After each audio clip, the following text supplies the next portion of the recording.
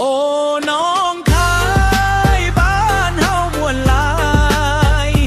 ริมฝั่งโขงลมโชยเบาใจกินตำบักคุ้งฟังหมอลำม่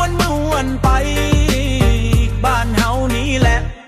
ของแท้บ่ต้องไปไกลเริ่มต้นชาวโช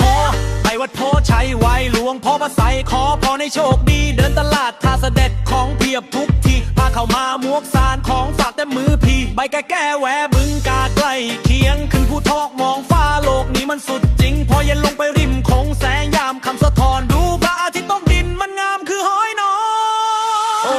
น้องคายบ้านเฮามวนหลายริมฝั่งโขงลมโชยเผาไทยกินตำบักหุ่งฟังหมอลำม่วนไปบ้านเฮานี่แหละของแท้บ่ต้องไปไกล